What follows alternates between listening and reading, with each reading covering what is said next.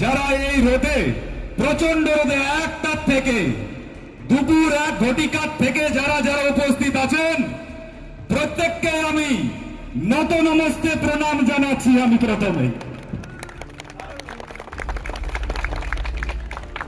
কারণ আপনারাই হচ্ছেন আমার সম্পদ, আমার ভালোবাসা, আমার হৃদয় এবং আমার রক্ত।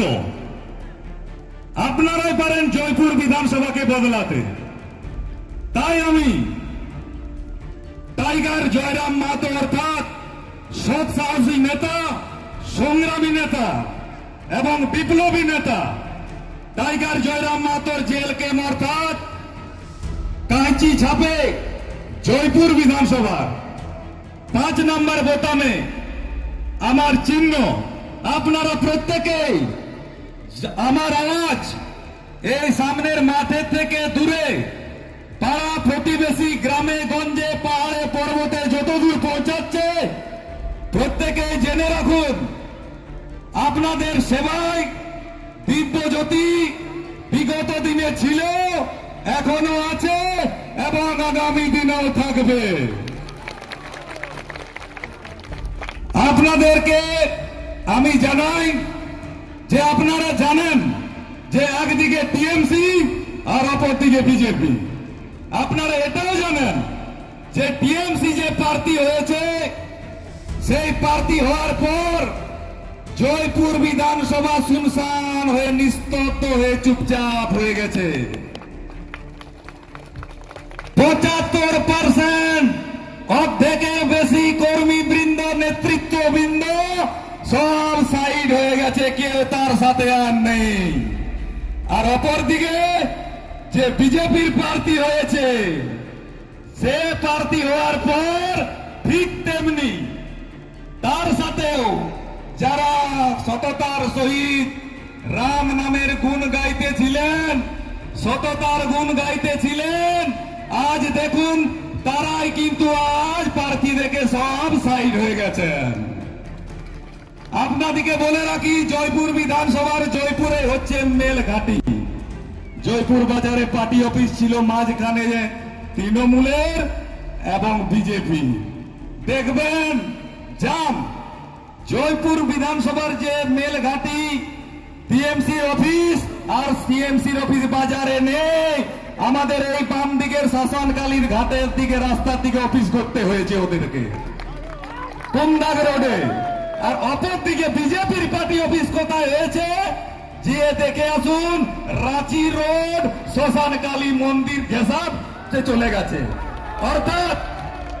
অর্থাৎ ঈশ্বর ভগবান যে তৃণমূল কংগ্রেস হিন্দু বিরোধী, সেটার প্রমাণ হয়েছে।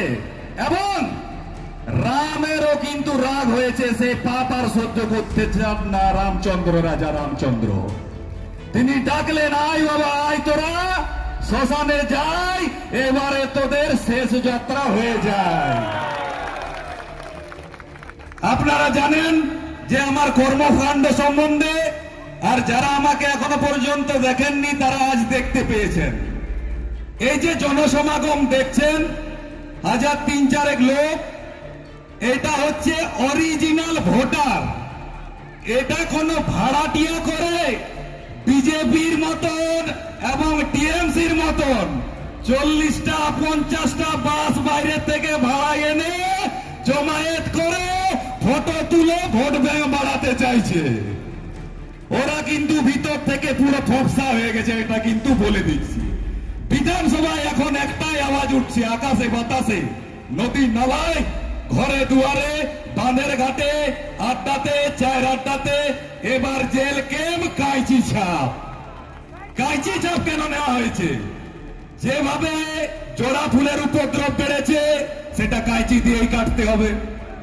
আরেকদিকে পদ্ম ফুলের যা উপদ্রব বেড়েছে, সে পদ্ম ফুলকেও কাঁচি দিয়ে কাটতে হবে। আর হাত যদি বাড়াবাড়ি করে, তাহলে কিন্তু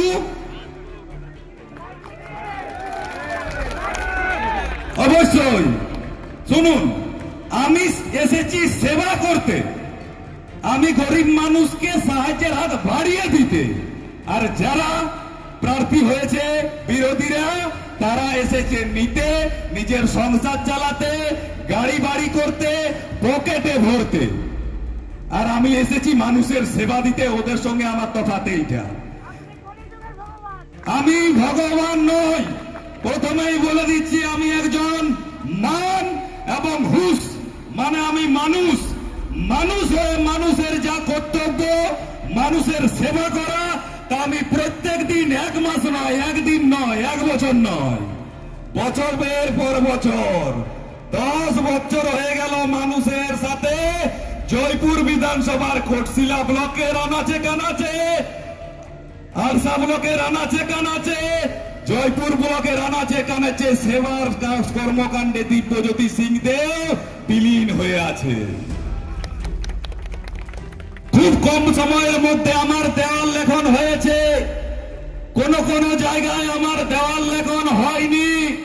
কিন্তু আপনারা প্রত্যেকে জেনে রাখুন, জয়পুর বিধানসভার প্রত্যেকটা মানুষের হৃদয়ে, অর্থাৎ বুকের ভেতরে দিব্যজ্যোতি সিংদের নাম লেখা রয়েছে। আগামী 23 তারিখ জয়পুর বিধানসভায় ভোট। তাই এই যারা সোশ্যাল মিডিয়ায় এসেছেন, যাদের হাতে মোবাইল আছে, রিপোর্টার ভাইরা আছেন, সম্মানীয় ব্যক্তি, তাদেরকে আমাদেরকে সুস্বাগতম সব সময়ের জন্য। কারণ তারা আছে বলেই আপনারা আমাদের কাজকর্মটাকে সঠিকভাবে দেখতে পাচ্ছেন। প্রত্যেক যুব ভাইদের কাছে মোবাইল আছে, আপনারা আমার কাজকর্ম সম্বন্ধে জানেন। আপনাদেরকে একটাই কথা বলবো, যে দিব্যজ্যোতি সিংদেও কোনোদিনও হাত পাতেনি, হাত পাতবেও না। এবং এটাও জানিয়ে রাখছি, দিব্যজ্যোতি সিংদেওকে 500 কোটি টাকা দিয়ে কিনলেও কিন্তু কেউ আর কিনতে পারবে না। আপনাদেরকে জানাই যে কয়েকদিন আগে সিটিতে একটা গরিব অসহায় পরিবারের গ্যাসের রান্না করা সিলিন্ডার বাস্ট হয়েছে। তখন চাল উপরে উড়ে গেছে, 3 জন ইনজয়েড হয়েছে, হাড় বার হয়ে গেছে, এখানে জ্বলে গেছে পুরো। সব নেতারা গেছে, সব দলের, যে নিয়ে খেলি মানে দাঁড়িয়ে দাঁড়িয়ে ফটোটা তুলেছে আর চলে এসছে। আমি গেলাম, আমার সাধ্য মতো তাকে সাহায্যের হাত বার করি, আমি সঙ্গে সঙ্গে চলে এলাম। ওদের সঙ্গে আমার এই তফাৎ। তারপরে যে 3 জন ইনজয়েড হয়েছিল, তারা জয়পুর হসপিটালে ভর্তি ছিল। শুনে রাখুন মন দিয়ে, এটা আপনারা জানেন না। 3 জন হসপিটালে ভর্তি ছিল জয়পুরে, তাদেরকে রেফার করেছিল পুরুলিয়া। গরিব ছিল খুবই 3 জন, একজন মহিলা, একজন প্রাপ্তবয়স্ক পুরুষ, একটা যুবক। তারা বলছিল যে পুলিশ প্রশাসনকে, যে আমাদের পয়সা পাতি নেই, তো আমাদের যে রেফার করে দিয়েছে পুরুলিয়া, তো কেউ তো সাহায্য করুক। নেতা মন্ত্রী যারা ছিল সবাইকে বলেছে, কেউ সাহায্যের হাত বাড়িয়ে দেয়নি। তখন তারা জয়পুর হসপিটাল থেকে অ্যাম্বুলেন্সে করে, অ্যাম্বুলেন্সের ভাড়াও ছিল না তাদের কাছে, সিধি আবার ফিরে যাচ্ছিল। ঠিক সেই সময় আমি ওদের বাড়ির থেকে রাস্তায় আমার মাঝপথে আমাকে হাত দিয়ে দাঁড়া করায় অ্যাম্বুলেন্স ড্রাইভার, আমার গাড়িটা চিনে, 9000 নাম্বার। তারপর তারা কাঁদতে আরম্ভ করে। আমি বললাম কি হয়েছে? বলছে এরকম এরকম ব্যাপার, সবাইকে হাত পাতলাম, ফোন করলাম, কেউ আর সাড়া দেয়নি। বলতে হচ্ছে দেখছি, এই ফোন করছি, এই আমার কাছে তো এখন নাই, তোমরা যাও, পরে দেখাই দিব, ব্যবস্থা করে দিব। তাহলে তো মানুষটাই মরে যাবে রে ভাই, পেশেন্টটা গরিব অসহায় মানুষটাই তো মরে যাবে। তাহলে তোরা গরিব মানুষ, অসহায় মানুষ, তাদের কাছে কখন দাঁড়ালি রে ভাই? এইটা জবাব চাই। তো জবাবটা কবে হবে? 23 তারিখ। তো আমি তখন ওই রিটার্ন আমার ঘর নিয়ে গেলি, রাঁচি রোড। ঘর থেকে পয়সা বাইর করলি, অ্যাম্বুলেন্স ড্রাইভারকে বেতন দিলি, অ্যাম্বুলেন্সের ভাড়া, এবং 3 জন যে পেশেন্ট ছিল তাদের খাওয়া দাওয়ার খরচা এবং ট্রিটমেন্টটা যদিও ফ্রি হয়েছে, তো বাইরে যেতে গেলে পয়সার প্রয়োজন হয়, সেটাও দিলাম। যান সিটিতে, যে কোনো অলি গলিয়ে জিজ্ঞাসা করবেন যে সিলিন্ডারটা ফাটেছিল, ওর ঘরে কে জ্বালায় নিয়ে সাহায্যের হাত বাড়াইছে, বলে দিবে, উত্তরটা পেয়ে যাবেন। আর যদি না বলে দিব্যজ্যোতি সিং দেও, তবে বলে দিবেন মানে আপনারা আমাকে ভোট দিতে হবে নাই। আর যদি ওরা দাঁড়াইছে, তো ওদিকে ভোট দিবেন, ওরা যদি না দাঁড়াইছে কিন্তু কোনো মোটে ভোট দিবেন না। এটা কিন্তু আজকে আপনারা শপথ খান। যারা যারা আছেন প্রত্যেকের কাছে একটা অনুরোধ আমার, প্রত্যেকের কাছে, প্রত্যেকটা মানুষ যাদের ভোটার লিস্টে আছে আপনারা প্রত্যেকে 50টা করে ভোট আপনাদেরকে কালেক্ট করতে হবে।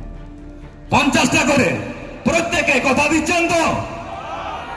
বেশি নাই, আপনারা যারা এখানে আছেন 50টা করে ভোট টাইগার জয়রাম মাহাতোর নেতৃত্বে কিন্তু আমি দাঁড়াচ্ছি। উনিও টাইগার এবং বারুদ মানুষ, আর আমি ওইদিকে, তো দুজন যখন একসাথে লড়াই করব না, এই জয়পুর বিধানসভা অর্থাৎ 294 বিধানসভার মধ্যে জয়পুর বিধানসভাতে গিয়ে কিন্তু দিল্লি এবং কলকাতার গদি কিন্তু হিলে যাবে। তাই আপনাদের কাছে অনুরোধ যে আপনারা কিন্তু কাঁচি চাপেই ভোটটা দিবেন। কারো টাকা, মদে, পয়সায় যত অজুহাত দেখ, আপনারা কিন্তু এইবার সততার প্রতীক বিপ্লবী নেতা টাইগার জয়রাম মাহাতোর প্রতিনিধি হিসাবে আমি দাঁড়াচ্ছি, কিন্তু ভোটটা আপনারা দিবেন। আপনারা জানেন যে ওনার সেরালি থেকে 75% গরিব অসহায় মানুষদেরকে উনি দান করে দেন, ছোট্ট ছোট্ট বাচ্চাদের পড়াশোনার জন্য খরচ করে দেন। আমাকে যখন উনি টিকিট দিলেন, আমাকে রাত 12টায় টাকা হয়েছে, তখন আমি জিজ্ঞাসা করছি, বলি টাইগার সাহেবের আমাদের নেতাজির ঘরটা কোন দিকে বলবেন? তখন বলছে ওনার ঘর একটু ভিতর দিকে আছে, কুড়া ঘর বটে, উনি ওইখানে থাকেন না। দেখুন, এখনো বিধায়ক কুড়া ঘর করেন নাই, ইয়ার থেকে আর প্রমাণ কি আর ভাড়া ঘরে থাকেন? আমি নিজের চোখে দেখেছি। এর জন্য তো আপনারা জোরে তালি দেন একটা। দ্বিতীয় কথা, আমাকে যখন জিজ্ঞাসা করলো আপনারা এখন তো কাঁচি চাপ গোটা বিধানসভায় কাঁচি চাপ জিতছে, কিন্তু এবারে বেশিরভাগ ভোট হবে সাইলেন্ট, চুপচাপ। কংগ্রেস থেকেও ভোট দিবে কাঁচি, বিজেপি থেকেও কাঁচি, টিএমসি থেকেও কাঁচি, নির্দল থেকেও কাঁচি, 90,000 ভোট পাবে কাঁচি, এটা বলে দিলাম আমি। তো আমাকে যখন জিজ্ঞাসা করছে যে তুমি যদি জয়যুক্ত হও তাহলে তুমি তোমার স্যালারি থেকে কত দিবে, তখন বললি দেখো ভাই, আমি বাবু বলেছি প্রথমেই আমি নিতে আসি নাই, আমি দিতে আসিছি। তো আমি যদি স্যালারি 100% পাই, তো আমি 100% গরিব অসহায় মানুষের জন্য বিলীন করে দিব। কারণ ভগবানের আশীর্বাদ, আমাদের পূর্বপুরুষের আশীর্বাদ, ঈশ্বরের আশীর্বাদ, আল্লাহর আশীর্বাদ প্রত্যেকটা জাতি, ধর্ম, বর্ণ নির্বিশেষে প্রত্যেকটা মানুষের আশীর্বাদ দিব্যজ্যোতি সিংদেবের কাছে আছে, আমি ওটা জানি। সেই জন্য আমার কোনোদিন এখনো 7 পিড়ি পিড়াইন যাবে আমার অভাব হতে দিবেন না, যদি আমি জনসেবা চালাইন যাই। তো আপনাদের কাছে অনুরোধ, আগামী বিধানসভা নির্বাচনে আপনারা প্রত্যেকেই, এই যে আমি আপনাদের এখানে বক্তব্য রাখছি, তো আপনারা যারা আছেন এখানে ভাড়াটিয়া কেউ নাই, অরিজিনাল ভোটার আছে। যারা যারা আজকে মার্কেটে দেখছে, নিউজে দেখছে, চারদিকে দেখছে, তারা ভাবছে যে আমাদের কিন্তু পাতা কাটাই গেল আজকে। আজকে কিন্তু এই শুরু, জয়পুর বিধানসভার এই মাঠ থেকেই আজকে শুরু হয়েছে। কিন্তু এই যে বীজটা পড়ল, এটা কিন্তু ফপরা বীজ লয় ভাই, এইটা কিন্তু সারের বীজ লয়, এইটা একদম নিরেট বীজ। এটা লাগিয়ে গেল মানে ফুল ফল দিয়ে ভরান দিবে। তাই আপনাদের প্রত্যেককে আমি নত নমস্তে প্রণাম জানাচ্ছি। দেখুন, আমি কারো কাছে কোনোদিনও চাই নাই আর নিব না, কিন্তু এইবারে কিন্তু আপনাদের কাছে চাইব। মন নিয়ে শুনবেন, ভুলবেন না।